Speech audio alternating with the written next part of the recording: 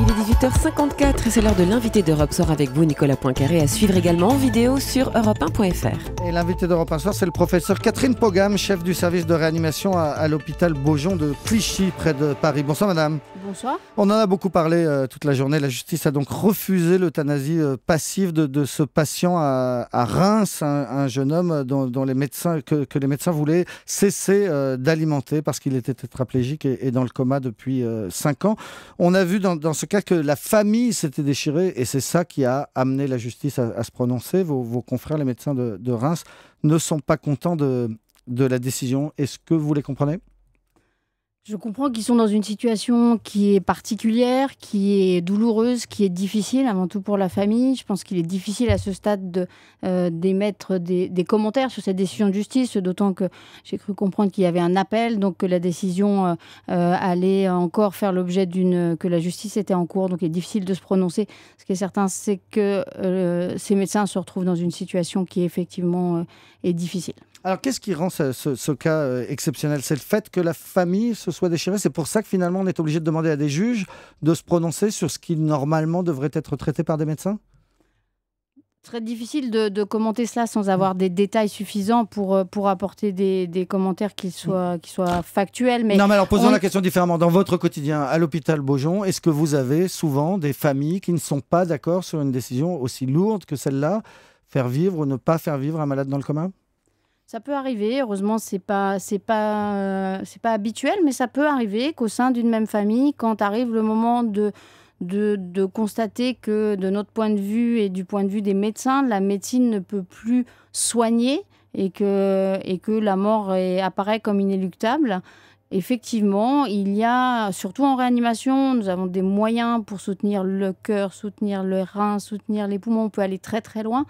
Et quand vient le moment où on se pose la question est-ce que nous ne sommes pas en train de prolonger inutilement la vie ? Est-ce qu'on n'est pas dans une situation d'obstination déraisonnable ? Il peut arriver qu'au sein d'une famille, il y ait des dissensions. Et à ce stade, en général, notre travail avec les soignants va consister à expliquer, à essayer d'obtenir que progressivement un consensus se fasse au sein de la famille.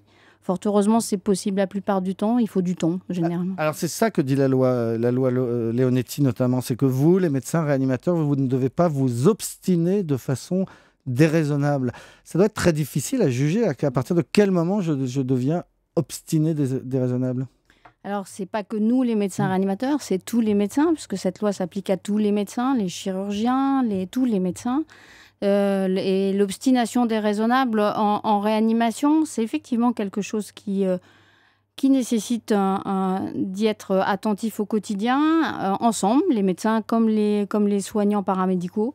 On peut, encore une fois, aller très loin dans nos techniques, mais parfois, il faut se poser la question de quel va être le devenir de la personne qu'on est en train de réanimer, ou parfois se poser la question de comment peut-on, pourquoi aller si loin dans les traitements ? Est-ce qu'il y a une possibilité que malheureusement la mort ne survienne pas ? Et c'est à ce moment-là qu'on est dans de l'obstination déraisonnable. Et alors, est-ce que la loi vous convient ? Est-ce que cette loi vous permet au quotidien de prendre vos décisions en conscience ? Ou est-ce que vous voudriez être mieux encadré, mieux dirigé par le législateur ? Non, au quotidien, cette loi nous convient. Elle a mis un cadre autour de ces démarches. Elle a précisé de la façon dont elles devaient être faites.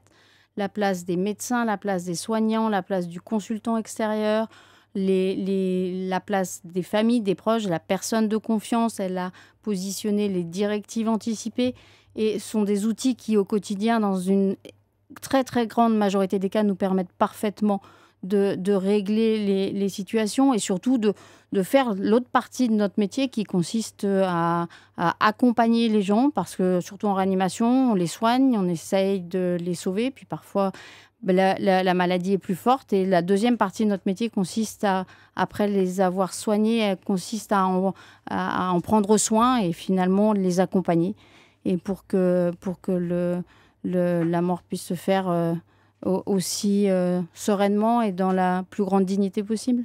Vous avez le droit de faire un geste qui donne la mort. Ce que demandaient les médecins Non. à Reims, La loi c'était de cesser d'alimenter le patient, en l'occurrence. Ça, Non. Très clairement, la loi interdit tout geste qui aurait une volonté intentionnelle de donner la mort. Ça s'appelle un homicide. Ce qu'on peut entendre dans la demande de à Reims, c'est une limitation des thérapeutiques actives, une limitation des thérapeutiques qui maintiennent la vie. C'est différent. Merci beaucoup, professeur Catherine Pogam, chef du service de réanimation à l'hôpital Beaujon de Clichy. Merci d'être venue dans Europe Soir.